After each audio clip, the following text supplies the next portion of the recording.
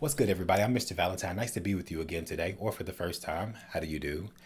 Today is a first for this channel, insofar as one of my patrons on the Patreon, thank you to all my patrons and my supporters over there, he selected a film. But what separates this one from the previous patron selections is that he wrote and directed the film himself. So that excites me as a cinephile and someone who partakes in the screenwriting endeavor from time to time.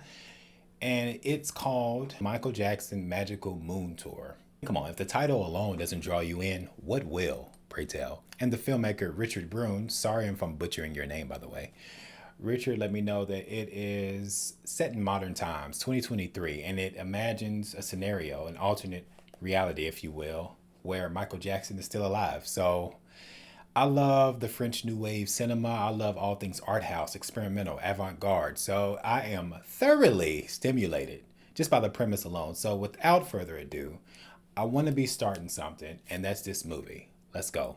Want to be starting something. Got to be starting something. All right, let's do it.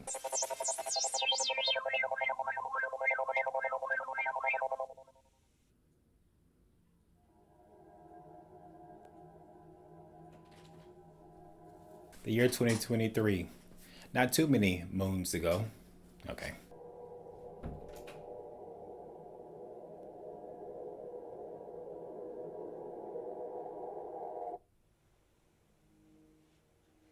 Good evening, ladies and gentlemen. This is Eve Zarifa with Channel 11, bringing you a world-exclusive interview with the most elusive superstar in the history of music, the king of pop, Michael Jackson.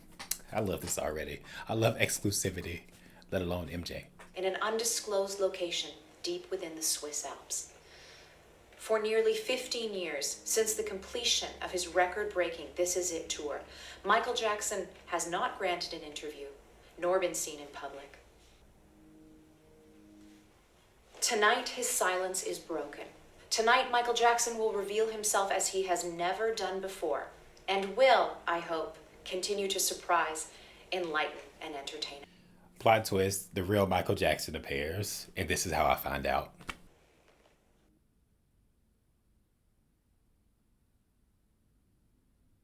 Good evening. Good evening. So how are you doing? I'm doing very well, Eve. Thank you for asking. I'm doing very well. The brother sounds just like Michael Jackson. First, Sure. let's get the elephant out of the room. Right. Well, I'm wearing a mask because my face is disfigured. This isn't a publicity stunt. My face is badly disfigured. No need for PR when you're MJ. You know the old Phantom of the Opera movie from 1920s? Sure. Well, I look worse than the Phantom with his mask off. Really? Really Worse than Anakin Skywalker? well. I'm happy to be alive. I'm happy to be who I am. I've never had so much fun in all my life. That's the truth.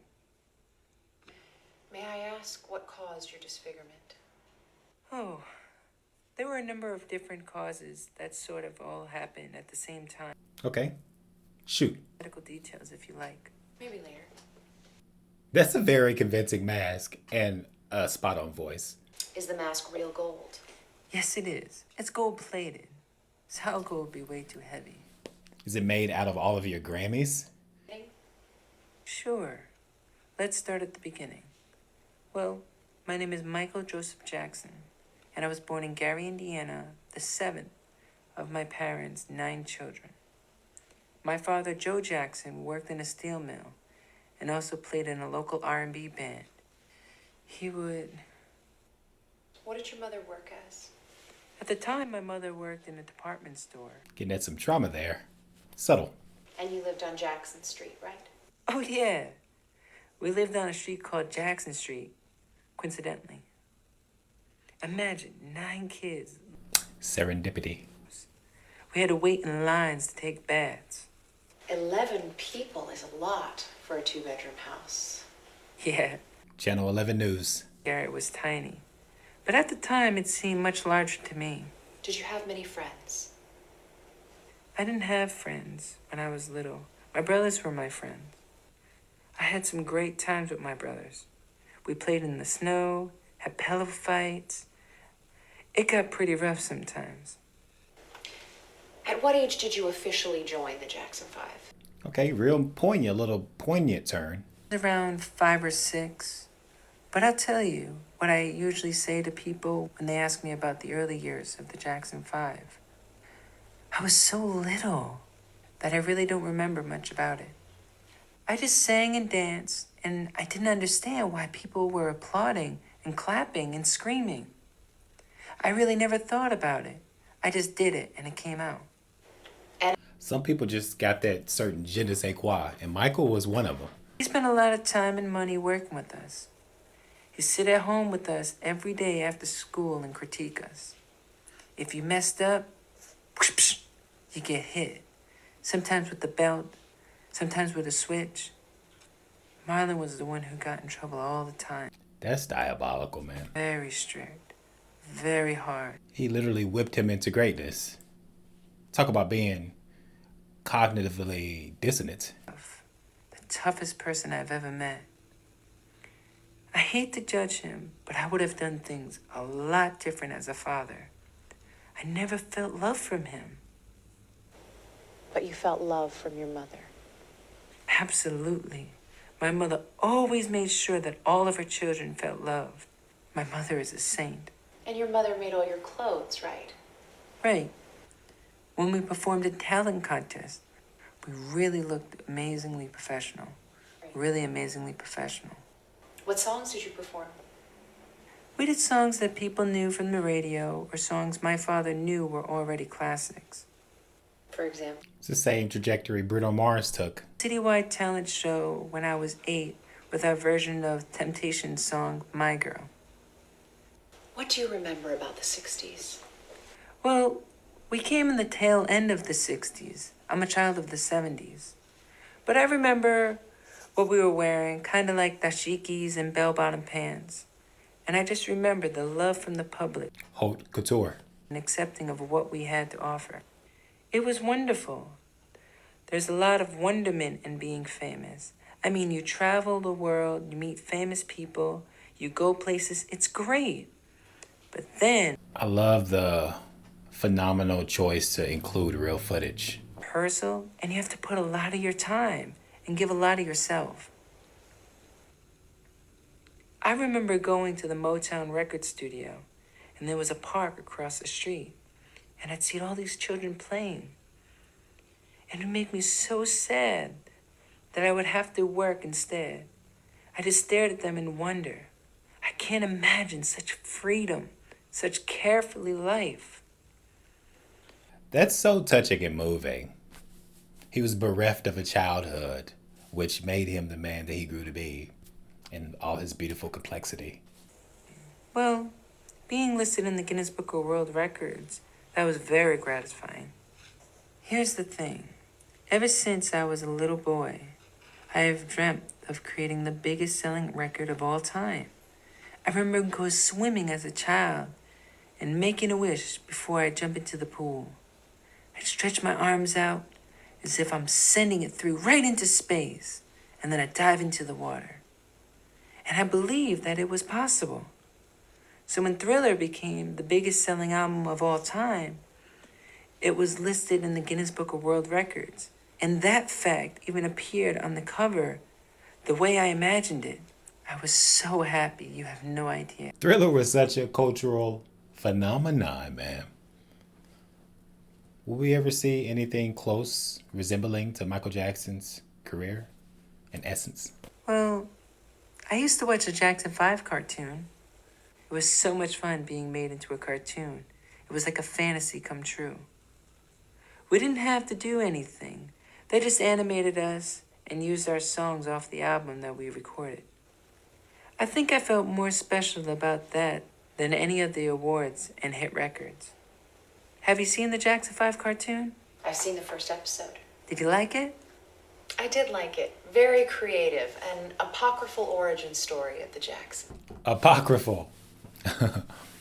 Mythological, huh? It's a good word. It all started with the snake. I actually remember the Motown meeting quite vividly. I remember Barry Gordy sitting us all down and saying that we're going to make history together. It was like a fairy tale come true. Listening to this powerful, talented man tell us we're going to be very big. Your first record will be number one. Your second record will be number one. And so will your third record. This is almost unheard of in those days, but he was right. I Want You Back was released in November of 1969. I Want You Back. Imagine being that young and having that much influence and power and eminence. Also went to number one. And well, I'll Be There was our real breakthrough. Okay, that may be my favorite song by Jackson 5. Stay. It was number one for 5 weeks. Because that song is so euphonious, melodious, pleasing. Right. But she was incredibly supportive. Our first album was called Diana Ross Presents the Jackson 5. She helped take care of us for more than a year while my parents sold the house in Indiana and looked for a house in California. Did you like moving to California? To come from a part of Indiana which is so urban and often bleak, and to land in Southern California was like having the world transform into a wonderful dream. We were all struck by California. Trees had oranges. A vastly different climate. It's night and day, that juxtaposition. There's a lot of factors going into what made Michael Jackson, Michael Jackson. Place, Disneyland, the beach. My brothers loved it too. In the early days, we were all together all the time. We'd ride horses or watch movies. We did everything together. As soon as someone said, "I'm going swimming," we'd all yell, "Me too!" The separation from my brothers started much later, when they began to get married. They got married young to get away from my father. So yeah, every day was special. I'd be doing something that was fun, and I wouldn't want it to end. Those were magical days. What happened later that was just as enjoyable? Well, in 1972, we began our first overseas tour with a visit to England. And while we were there, we met the Queen of England. This was very exciting for us. A global powerhouse. Of the Beatles meeting with the Queen, but I never dreamt that we would get a chance to play for her. The Royal Command performance remains one of the greatest honors of my life. Did you like England? Absolutely. England was different from any place I've ever been before. But the further we traveled, the more exotic the world looked. We saw great museums of Paris and the beautiful mountains of Switzerland. Jet setting as a teenager, man. A thing like that. It didn't matter to them what color our skin was or which country we called home. If I had ever needed proof that all men could be brothers, I certainly had it during that tour. It's funny how radically different your perspective gets once you get outside of the contiguous United States. Years we wanted to try out, but they were convinced that we shouldn't fool with a successful formula. Once a reporter asked a Black Power question, and the Motown person told them that we didn't think about that stuff because we were a commercial product. What does that even mean, a commercial product? I'm not sure. But we winked and gave the power salute when we left, which seemed to thrill the guy. Was it difficult telling Berry Gordy? It was one of the most difficult things I've ever done. We both talked out of anger, but we became friends again. It was Barry who said he hoped I'd audition for Motown's The Wiz. Oh, I haven't seen The Wiz. Okay, I'm watching Wizard of Oz soon. I have to watch The Wiz. Have to. Stayed with Motown. He was Barry's son-in-law, and his situation was more complicated than ours. And so then Randy officially joined the group and took my place as the baby of the band.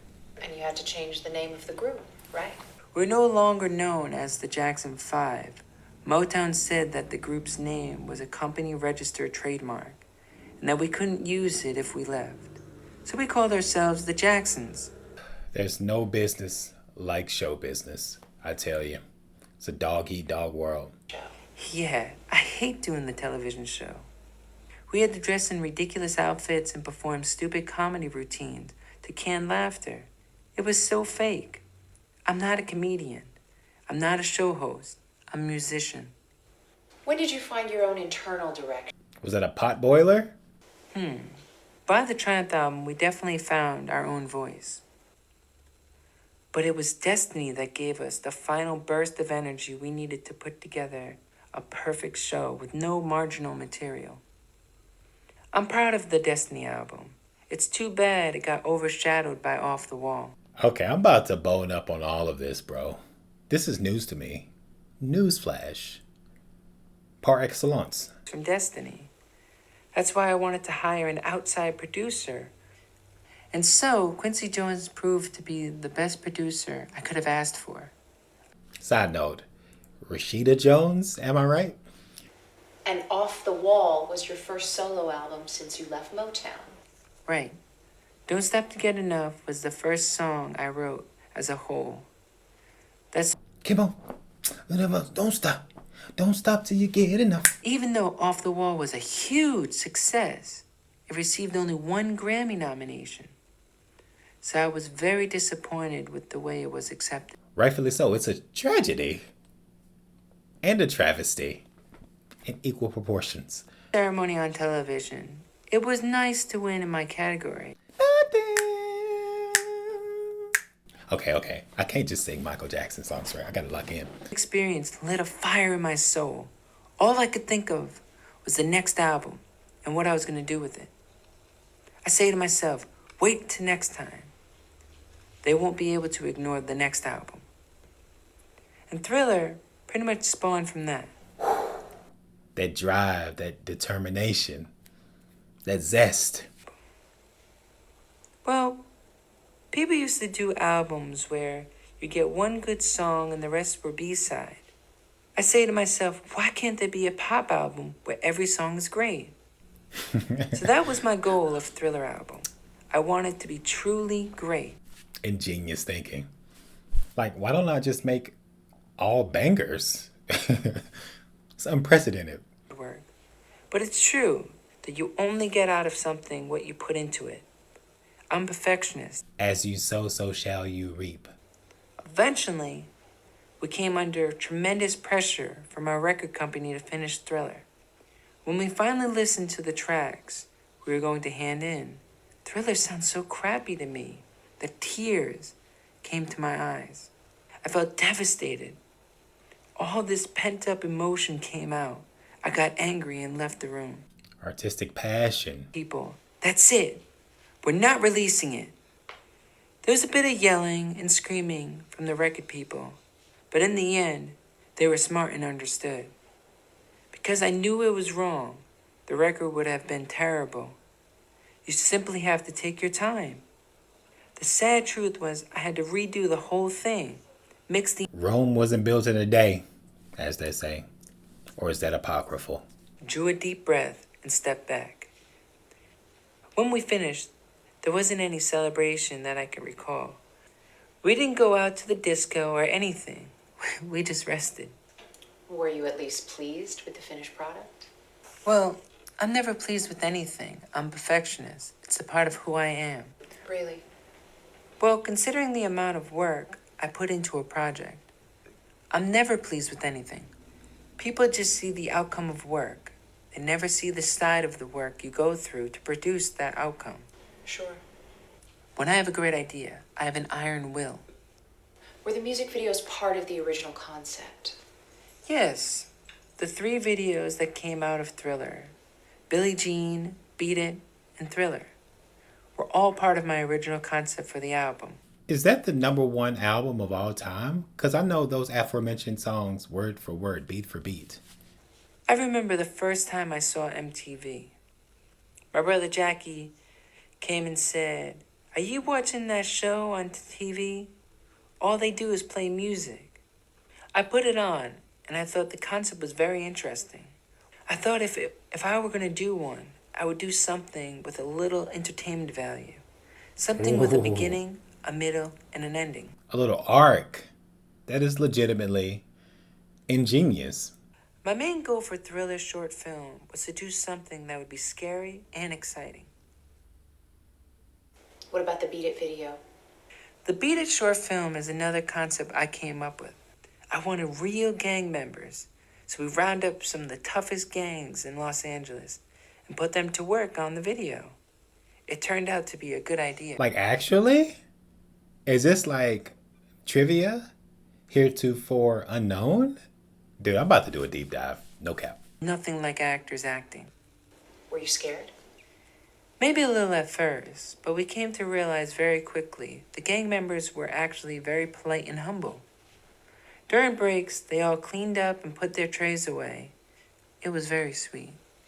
They're a nice bunch of guys. Like all of us, they just wanted to be seen. I've always wondered if they got the same message from the song that I did. Is it safe to say you knew the Thriller album was going to be a hit? Yes, I mean, sometimes arrogance is justified.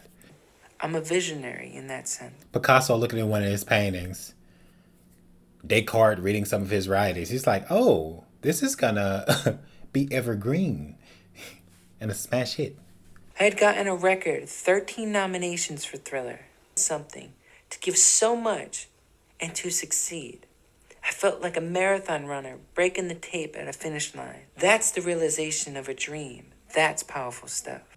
Potent expression of his emotions. This is good writing, man. I'm getting like swept up because I have to remind myself, oh, that's not Michael Joseph Jackson. Wonderful. All evening, I've been going up to the stage and collecting awards with my sunglasses on. Finally, when Thriller won the best album, I went up to accept it and I took off my glasses. And the girls in the back row just went crazy. Why did you wear sunglasses in public as often as you did? Because his future was too bright. His future was too bright. I wear sunglasses in public as often as I do because I simply don't like to have to constantly look everyone in the eye. It's a way to concealing just a little bit of myself. So you won a record break. Who is he? Mitch Hedberg? And after all that, then there was the Victory Tour. I did 55 shows with my brothers over the course of 5 months. And the world was just getting... That's nonstop, man. That is a hectic schedule to keep. Biggest tour any group has ever done, in huge outdoor stadiums all over America and Canada. We wrote records everywhere we played. Madison Square Garden, the Montreal Olympic Stadium, you name it. I felt on top of the world in those days of victory. At moments like that, I feel so honored, so happy. It makes all the work seem worthwhile. The Victory Tour was one of the greatest pinnacles of my success. It was just a phenomenal pinnacle. My dreams had come true. With that, let's take At a the short zenith, break baby, and be the back zenith. with more of Michael Jackson. Wait, this movie is a trip, man. I doff my proverbial cap to you because this is an exceptional piece of writing.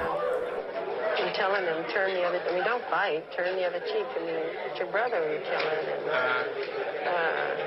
And I do it in aggressive beat and rhythm and dancing and everything. You got real gang members there, too. Yeah, we got real gang members integrated in with dancers. We got lots of real gang members in it. Do crowds worry you? Not on tour. I get afraid of, well, I don't know people. I get afraid of people sometimes. It's a whole nother life that I haven't really experienced that. Like friendship is a thing I'm just beginning to learn about. Michael Jackson had that aura, or has that aura. He's living in Switzerland, obviously. And everything else is like foreign to me. I'm just beginning to know and learn about people, friendship, and things like that. So you never really hit the streets, huh? I know nothing about it. He was a vibe, man.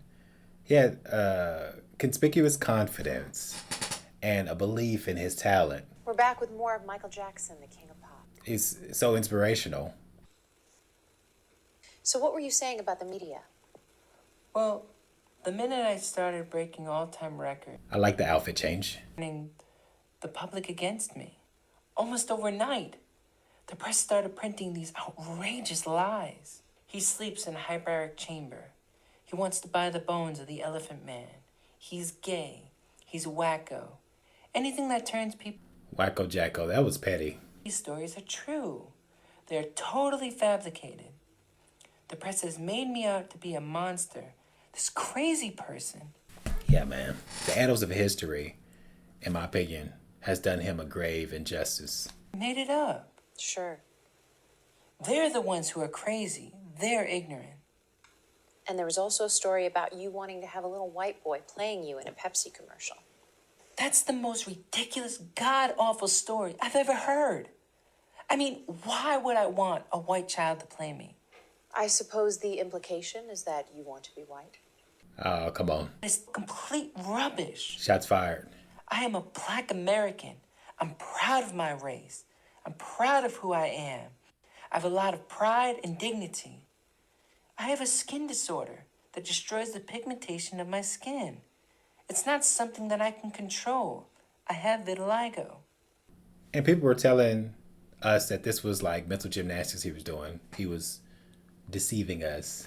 And I don't see it that way. It has made me realize when you hear a lie often enough, people start to believe it. I mean, I wish And then groupthink kicks in. we get rid of those kind of things.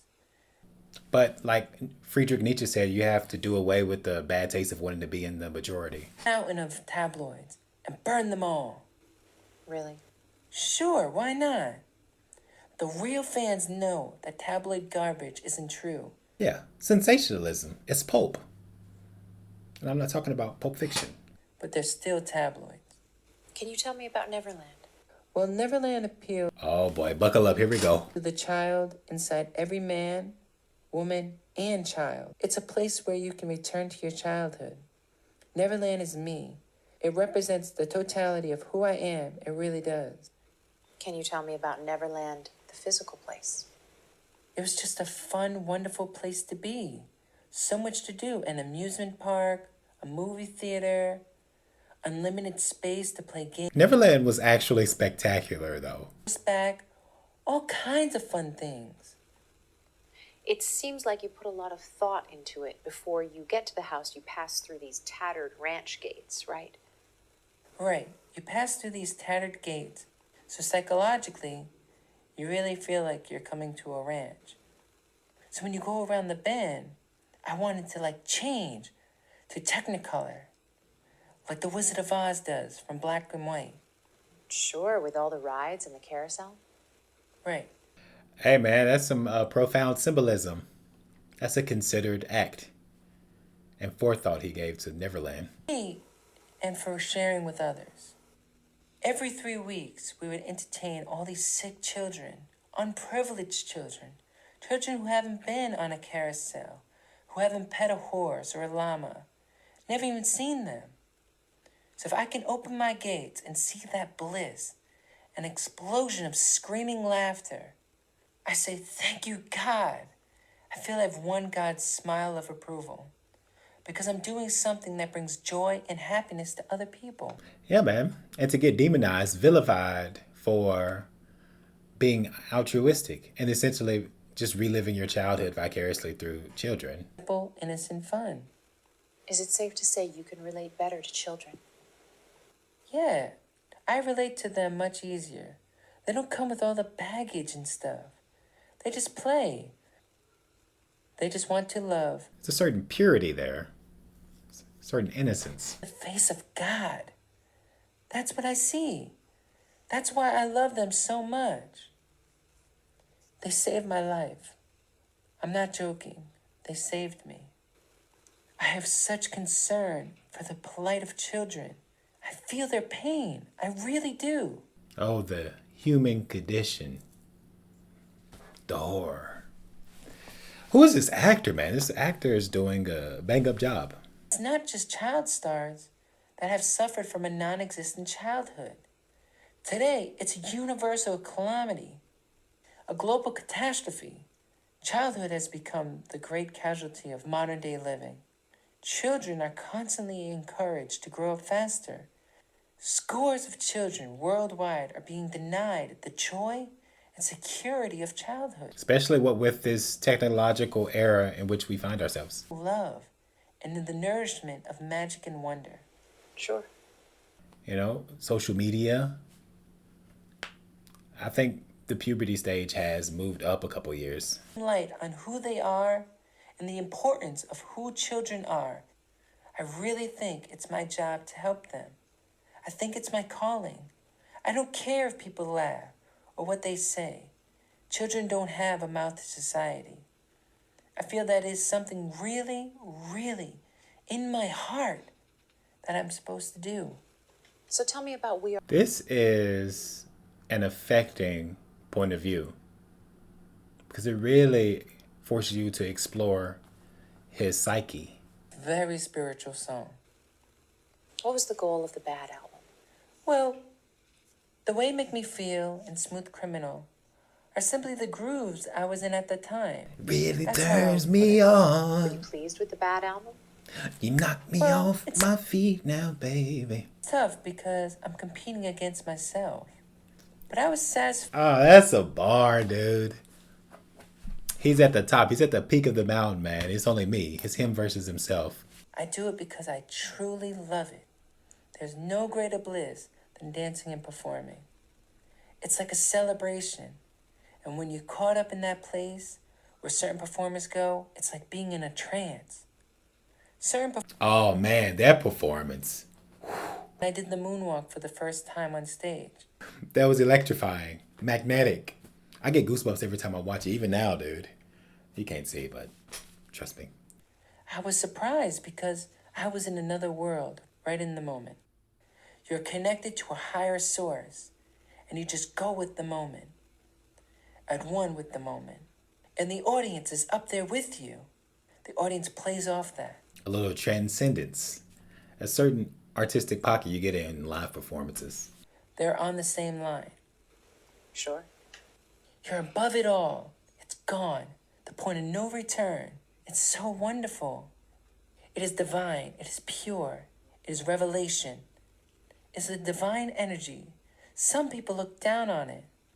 Religions sometimes look down on it because they try to say it's demonic.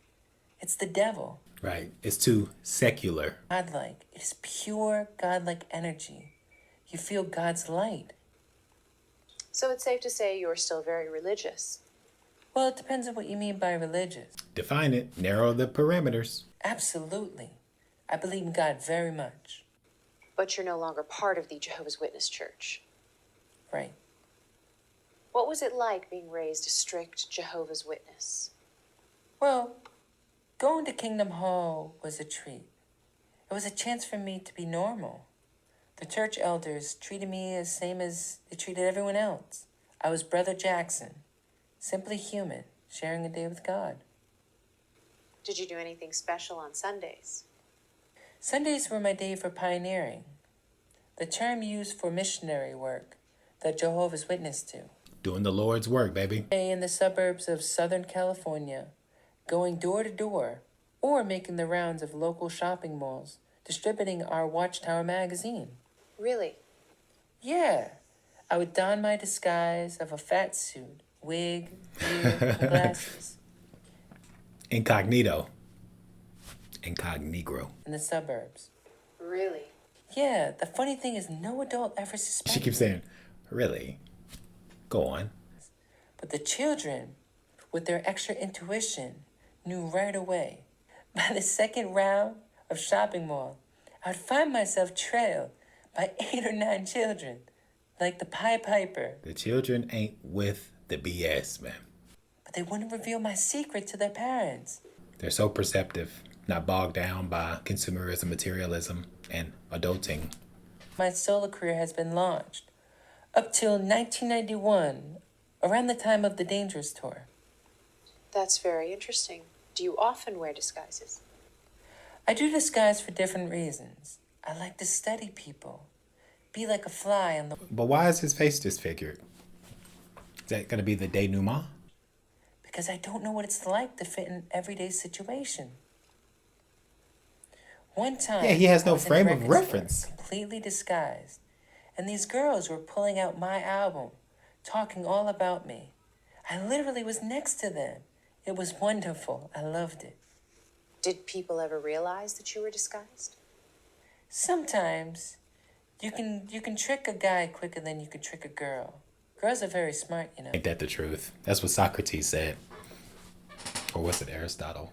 May I ask why you left the Jehovah's Witness Church? Well, there were a number of reasons. Such as? Well, because they can discriminate sometimes in the wrong way. Like Halloween. I missed out on Halloween for years, and now I do it. It's sweet to go door to door and people give you candy. We need more of that in the world. I cry behind my mat. A little solidarity, a little unification. They open their bags and they go, "Oh, look at that little one."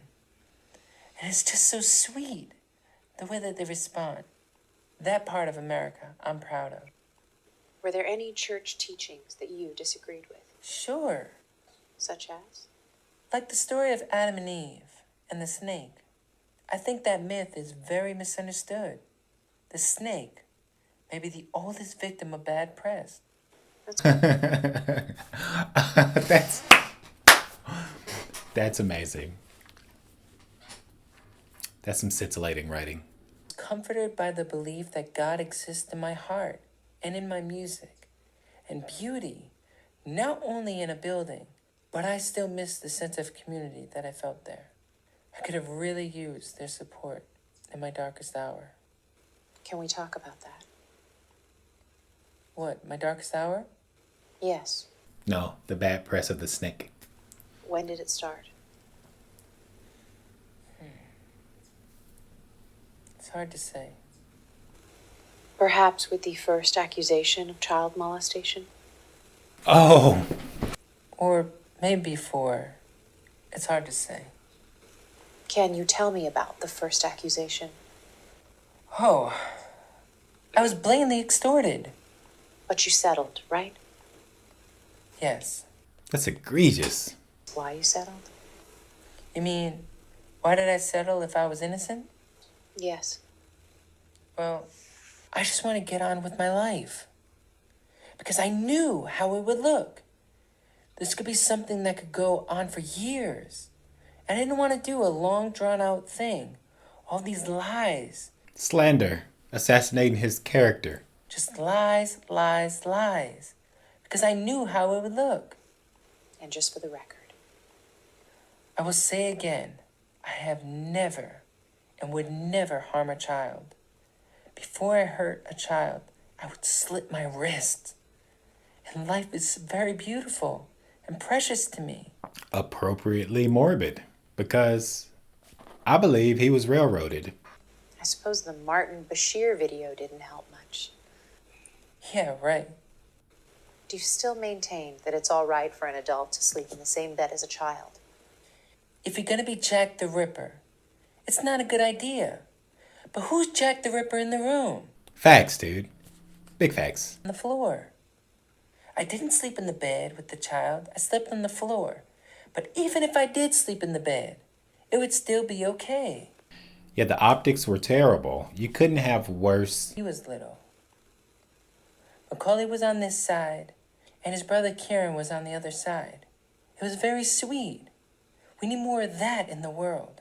Kieran Culkin from Succession? Tell me about your arrest. Oh, it was a complete travesty of justice. They searched my office without a warrant, and they also manhandled me very roughly. Really a complete travesty. 80 policemen in one bedroom.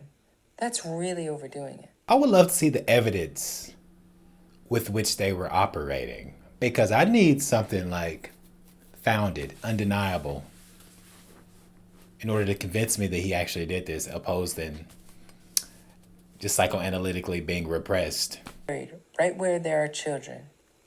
I want them next to me. I would feel safer that way. I need their spirit protecting me. Can you tell me about the trial?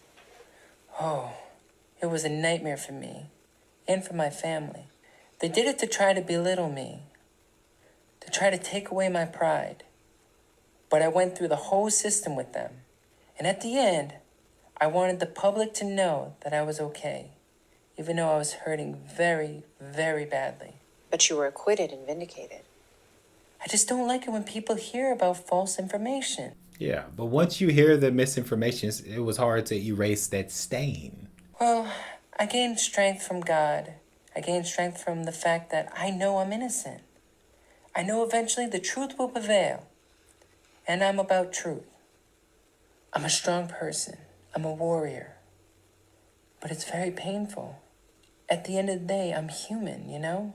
I'm still a human being. To try to contemplate what Michael Jackson was feeling had he not actually done it. I mean, we don't know.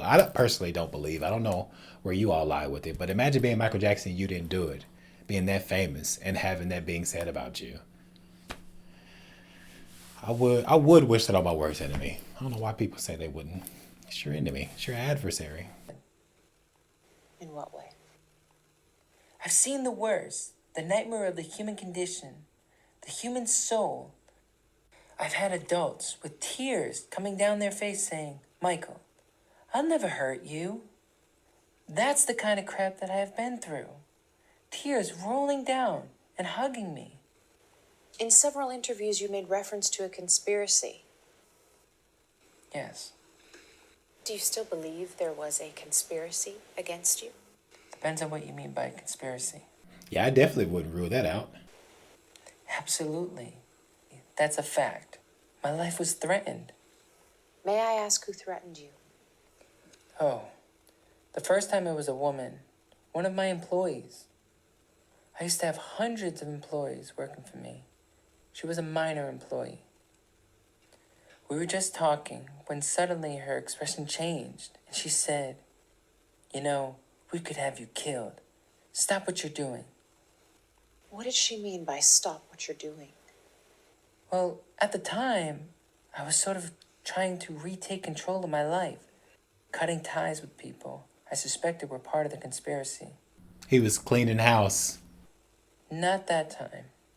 Well, she didn't say, We're going to kill you, but we can have you killed. But the threat is implicit. That is arguably worse than saying we're going to. Just wielding that power over you like a pendulum. It was horrible. It was a nightmare. I could almost hear an old-fashioned fire engine bell ringing in the background. Ding, ding, ding, ding, ding, ding, ding, ding, ding. It was a nightmare, but a nightmare that I couldn't wake up from. That's honestly what it felt like. I felt disconnected from reality.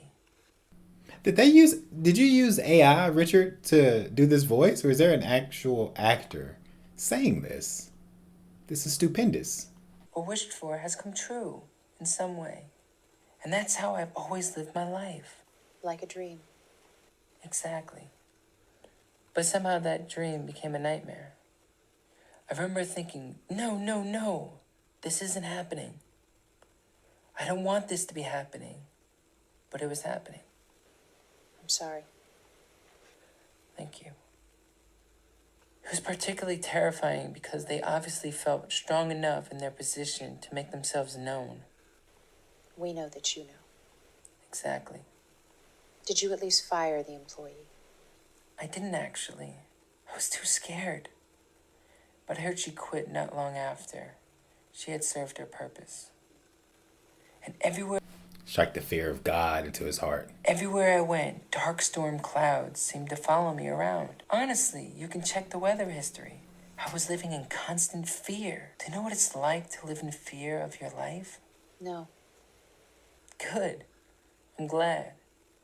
I hope you never have to experience that. It is the most horrible feeling in the world. I felt like the walls were closing in on me. How long? Subtly brilliant writing. Subtly brilliant. He said, under a dark cloud, you can check the weather. Chef's kiss, man. I'm back. And anybody else would be dead as a junkie right now who has been through what I've been through. They tried their hardest. How did you cope? I would think about flying through the air with the wind in my face. I would imagine flying in Africa. I would go up way up high, and I'm so happy up there. I think the feeling of flight is one of the most wonderful things I have discovered. It's freedom. It's bliss. It's quintessential bliss. It's the height of fun. Yeah, I would have to concur. If I had one superpower, it would be flying. What about you? That free all the time. I really do. It's wonderful. I'm doing very well. I'm glad to hear that. This interview is incredible, by the way, We're using painkillers to escape from reality. and not hard on the eyes. These were drugs that were prescribed by a doctor for physical pain. These were very strong drugs, like propofol and lorazepam. Can you tell me about the This Is It tour? Sure. We did 50 concerts over 8 months in the O2 Arena in London, England. When did you sleep, MJ?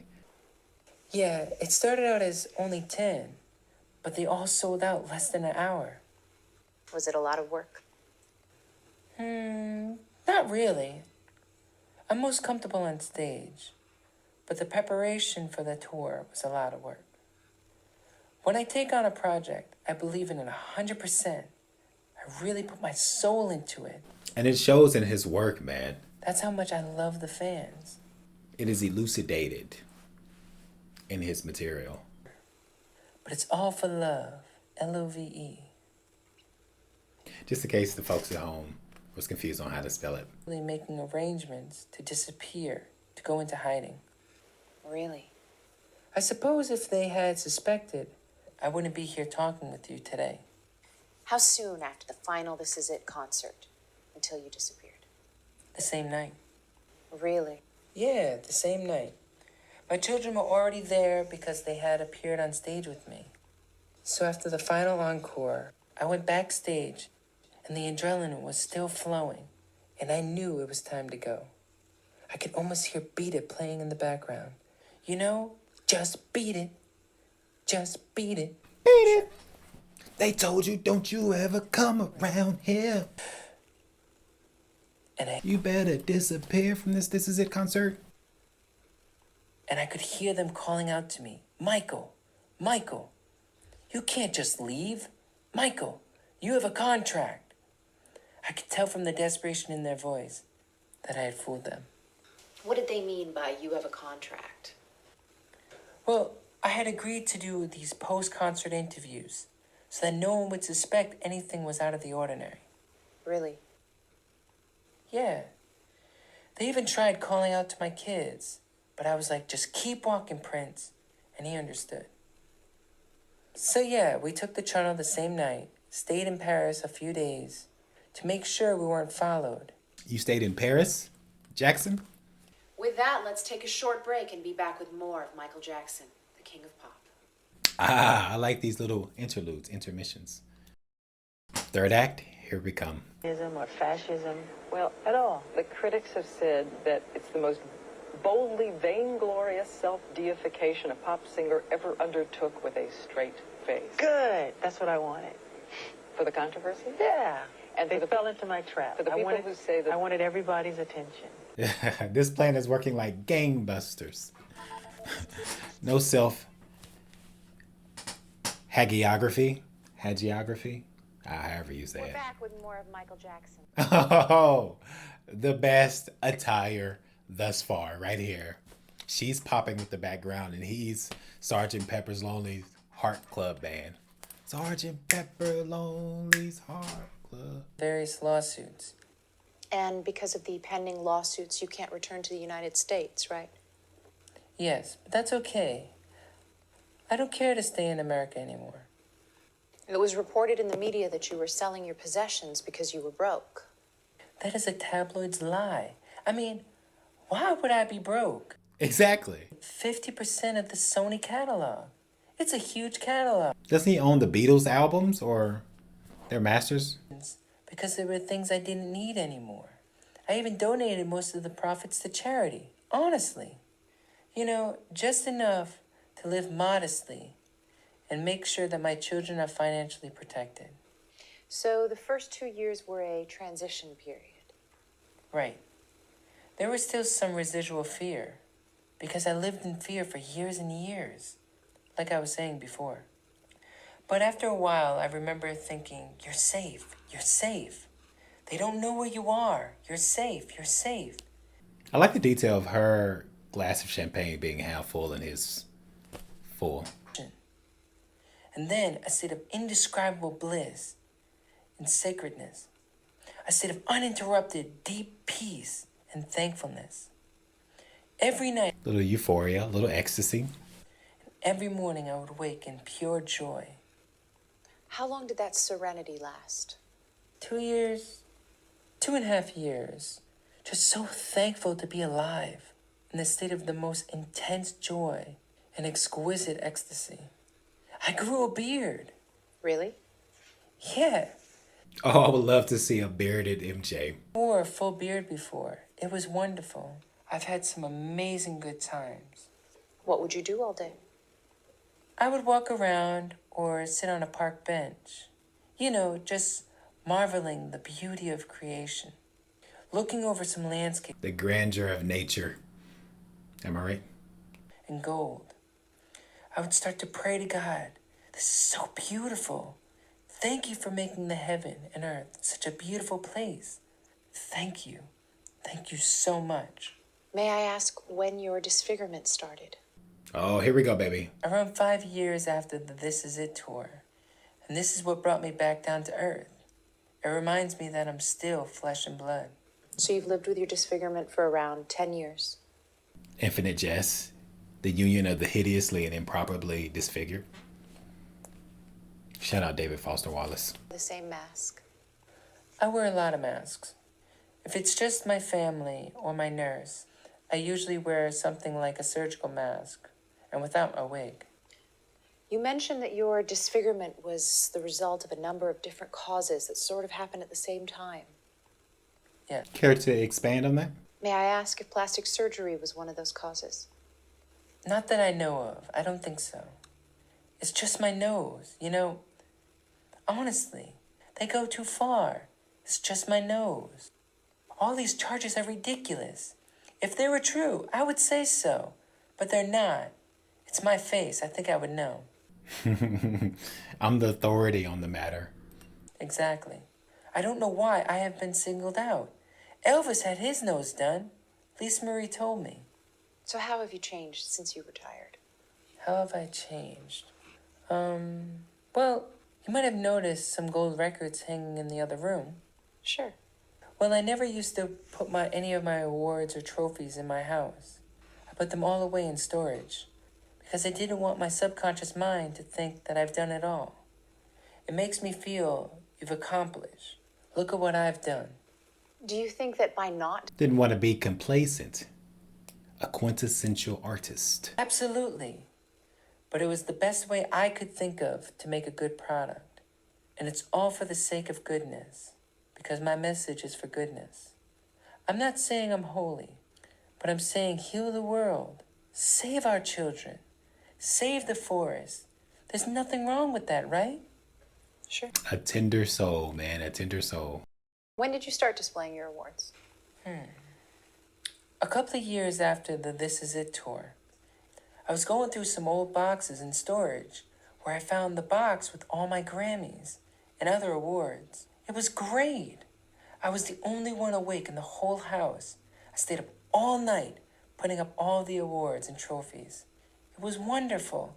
I felt so proud. That's a lot of awards to hang. 13 Grammys, 40 Billboard Awards, 13 MTV Awards, and 56 gold and platinum records. That's A lot of feathers in his cap, if you will. Except what I do.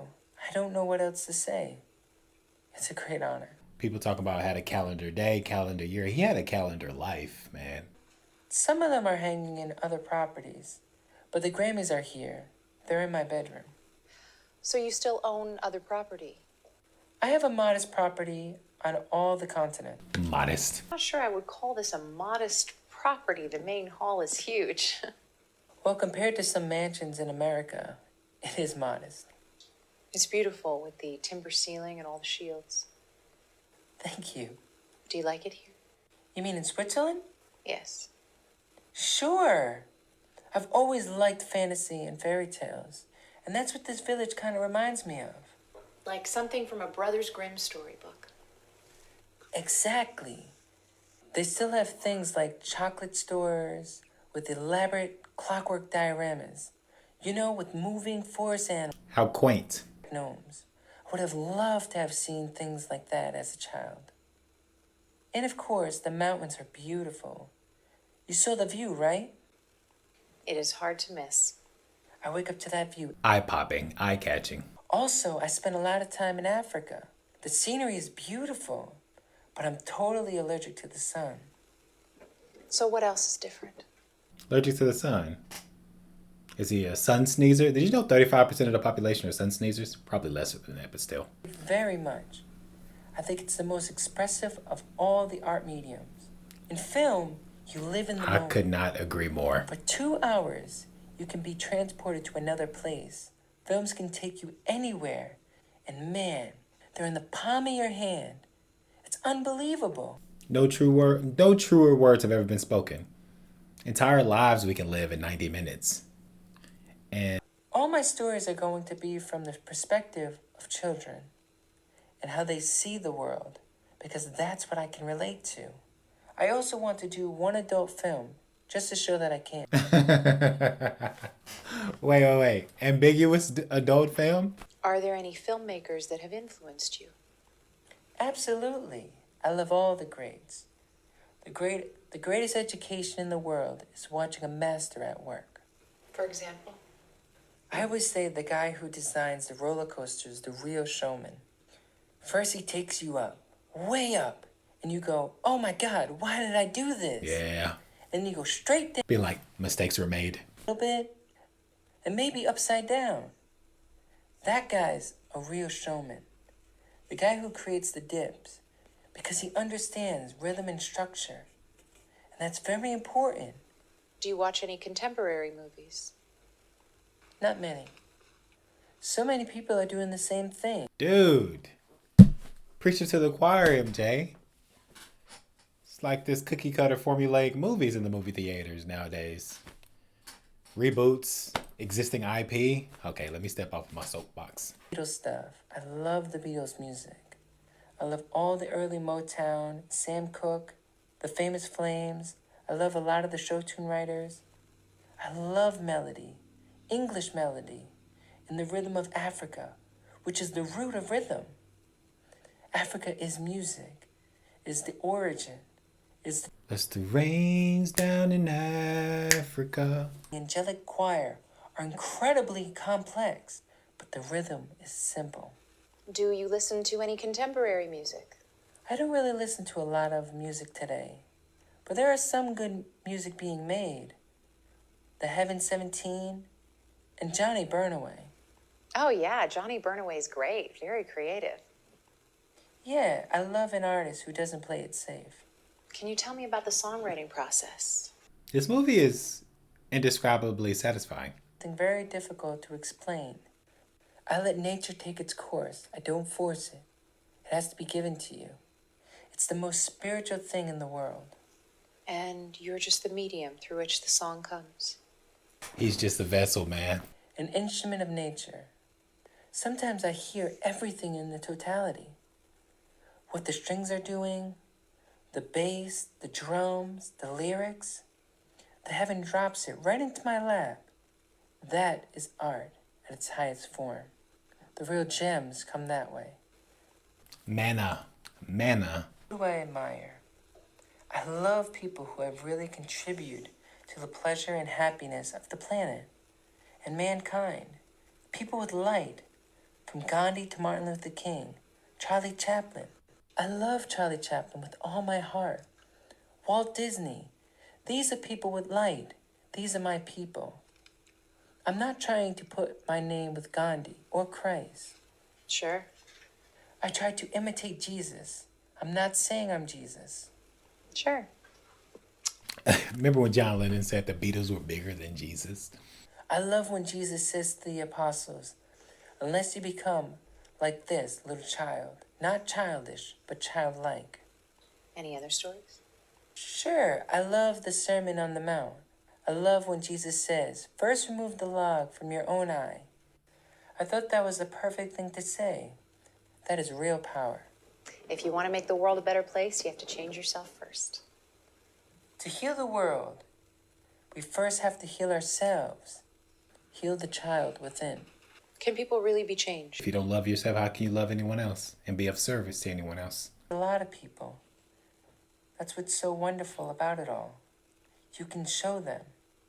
The kingdom is here for us to claim. How can people be changed? Well, going to one of my shows is transformative experience. Because you go in one person and you come out a different person. I wish you could have seen some of the things we have done in concert. No better example of transfiguration and metamorphosis than being at an MJ concert. Oh, to be a fly on the wall of a Michael Jackson concert, or a fly off the wall, if you will. And then he aims it at me. And the whole audience starts booing. This happens every country. And then we do Heal the World. Children of all nations circle this huge globe. It's just amazing stuff. How else can people be changed? She's really tapping into this notion. Have the right idea with the bedding for peace. Things like that. Things that the establishment... I'm just sitting here watching the wheels go round now. There are many injustices in the world. Poverty, pollution, and war. All of these are man-made things. I don't think there's some devil out there manipulating our thoughts, but that's what I was taught. I think the devil is a man himself. That's interesting. Assuming the devil is a man, do you believe he was somehow involved in the conspiracy against you? Yeah, expound.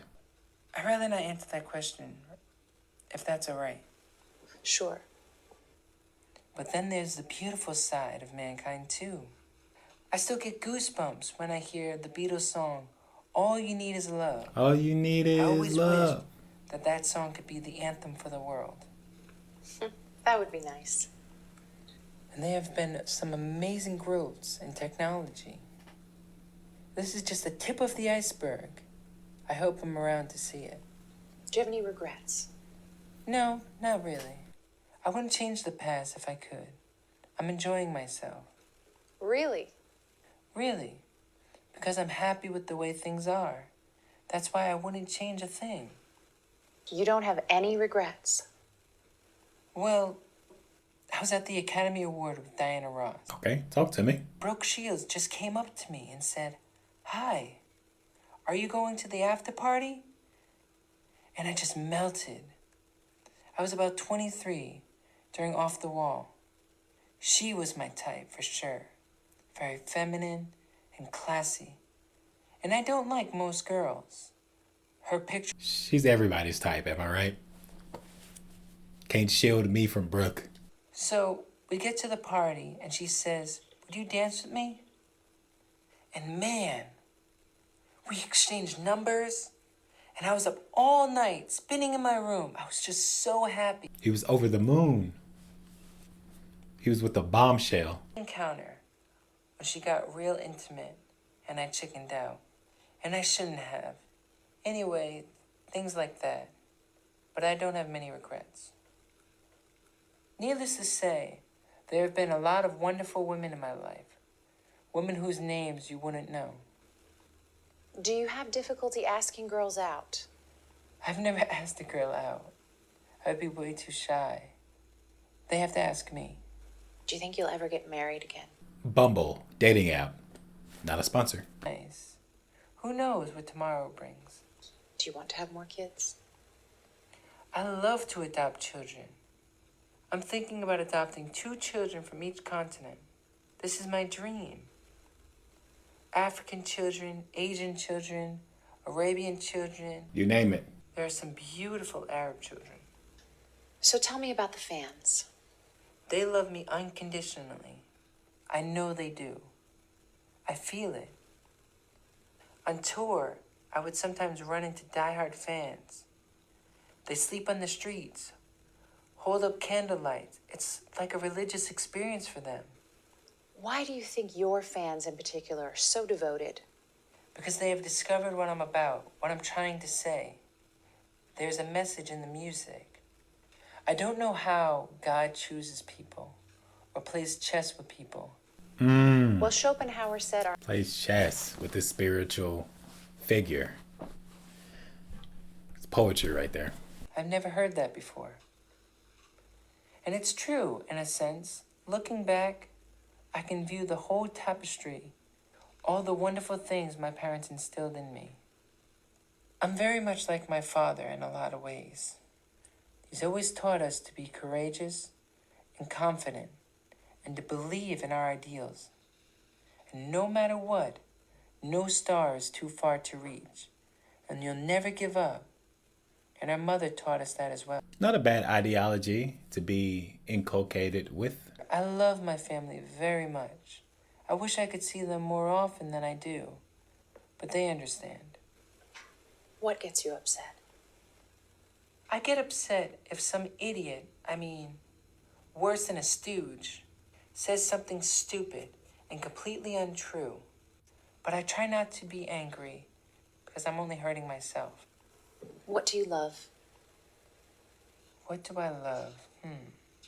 Being able to give back, to help other people. And I love creating, to put my soul into something. Creating is the thing, though. Whatever. I just love working hard on something, putting it together, sweating over it, and then sharing it with. Toil and effort and seeing the fruit of it. Yeah, man. You can't beat it. What else do you love? I love the power of mystery. I really do. I think it's very powerful. If you remain mysterious, people will be more interested. Enigmatic, am I right? Leave something to the imagination. Hold back and build yourself up. Give yourself a certain kind of class. Make them reach out for you. Like you never see me on an award show saying, the nominees are. And I used to get asked to do every show. My brothers are the opposite.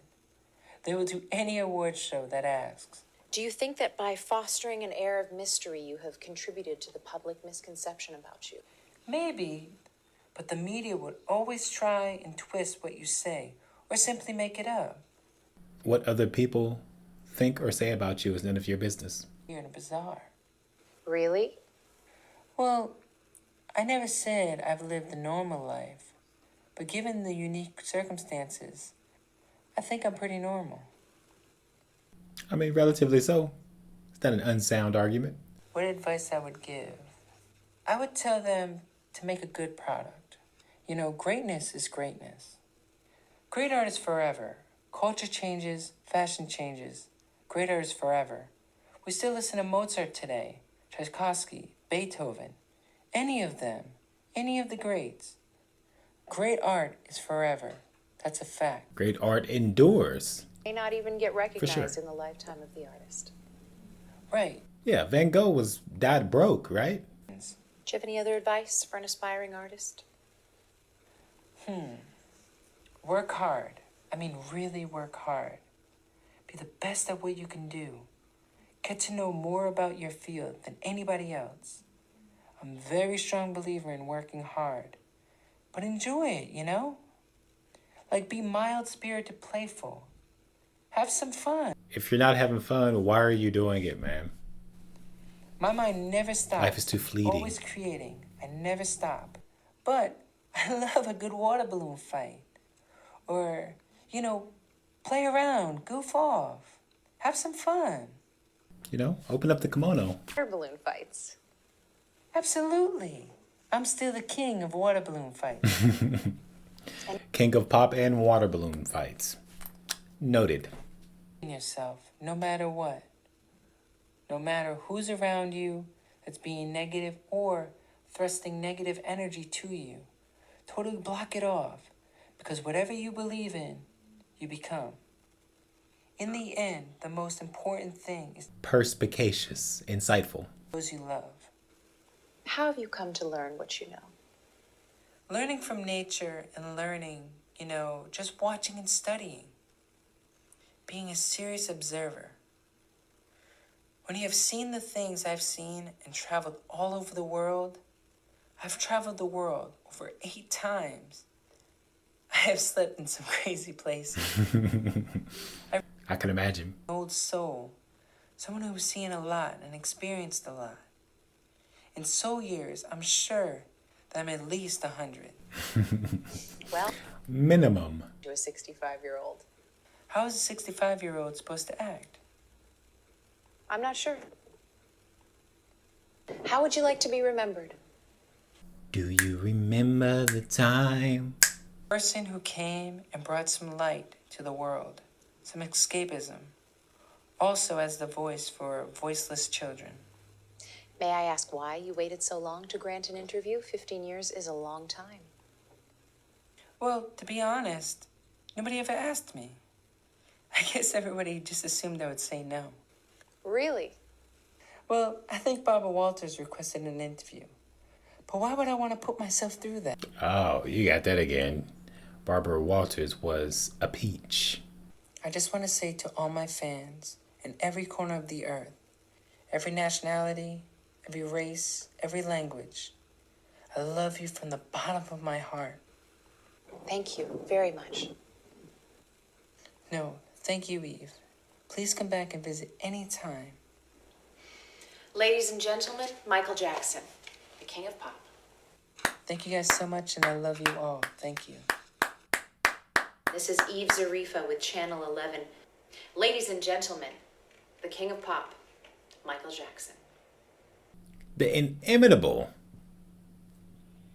Michael Jackson. And this was, in fact, a magical moon tour.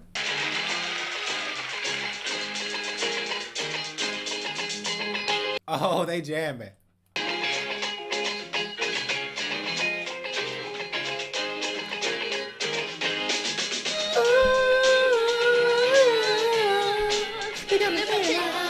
Okay, okay. Oh yeah, let me listen to it for a second. Just 5 seconds.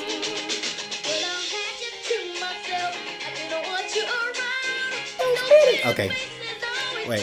Stand up in the crowd. Okay, I have to stop because I could just listen to that song and then not do a review because I love the Jackson 5. I love his oeuvre. My favorite Michael Jackson song is Dirty Diana. If you haven't listened to Dirty Diana, I don't know what album that lies on, but that really fills me with a certain buoyancy. It buoys me. I feel buoyed after listening to that song just because what he's describing and his lifestyle and how that amalgamates with, the lyricism in that song. But I digress. Richard Brun, hopefully I'm saying your name right.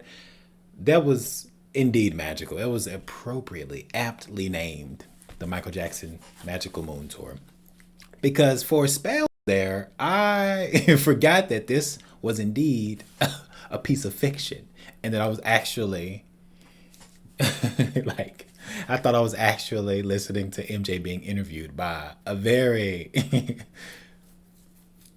enticing interviewer, let's say. She asked all the right questions in order to evoke some, at once insightful, moving, tragic, hopeful, ambitious, inspirational, thought-provoking answers from MJ's perspective. And it's almost giving me like, did he use a little combination of Chat GPT with AI to, basically download Michael Jackson's everything he's ever said on film, not unlike what they did with George Carlin. Did you all see that? They basically made a new special. It was Will Sasso and his company. They released a new George Carlin special, even though he's he passed away, I think, like over a decade now, if memory serves. But yeah, this was such it was a convincing interview. And for spells there, I thought I was actually, which it helped to, insinuate some live footage of Michael Jackson actually speaking and the Jackson 5 and combining that and using a little patchwork. It's ingenious, man. That is the height of the avant-garde, experimental nature in storytelling. Because if you zoom the camera back a little bit, he is oh, you're listening to Michael Jackson being interviewed had he not died in 2023 living in Switzerland. And that as a premise alone is incredible. This is an exceptional piece of art. And I'm astounded, really, because I love Michael Jackson. And say what you want about his personal life, which I think personally, with all the information I have, I don't think he did that stuff. I just think, as he described and what we know about his father and how his father he basically emotionally and physically abused, his father basically emotionally and physically abused him out of a childhood and into superstardom. Yeah, so there's some cognitive dissonance. There's some ambivalence there if you're Michael Jackson. You're like, okay, my father made me the man I am today. I am great. I am a master at my craft. I can exhibit expertise musically at ease, at will, you know? And also, I have some resentment because how he mistreated me, you know? But I don't think he did. I just think it was from a psychoanalytic point of view, he just like, oh, it was perfectly encapsulated in the scene here in this film where he was regaling us with the tale of how he was on tour with the Jackson 5 and he looked outside and he observed a playground and he was so devastated that he couldn't go play on the playground, essentially be a kid and enjoy his youth as his brain is developing into the man that he ultimately became. Because I forgot who said it. The boy is the father of the man, right? And ever since I heard that quote in like 2021, and it stuck with me. I think I heard Charlie Kaufman say it. I don't know if he coined it, but yeah. So the boy Michael Jackson, the leader of the Jackson 5, the ABCs of the world, the whenever you call, I'll be there. Just look over your shoulder, honey. That child was deprived of a childhood. And so when he's at the zenith, at the apex of his fame and success and fortune and notoriety, he has access to immense, he has immense influence and wealth. And he sees kids suffering and he can relate to children more because he knows what it's like not to have a child and he wants to give children their best version of their life. He wanted to give children the best shot and live through them and create a wonderland called Neverland where rides and horseback riding and joy and candy and swimming pools and everything. I don't think anything nefarious was happening. Of course, I don't know. I don't know. It's akin to Woody Allen. I get these same kind of schools of thought with Michael Jackson and Woody Allen because I appreciate their artistic creation so much. And it's hard for me personally to believe that they could do something like that. And I don't, but I don't have the evidence, The available body of evidence is not convincing to me, but to a lot of people it is. And it's the whole separating the art from the artist. And it's something on which to chew. It's something to ruminate upon.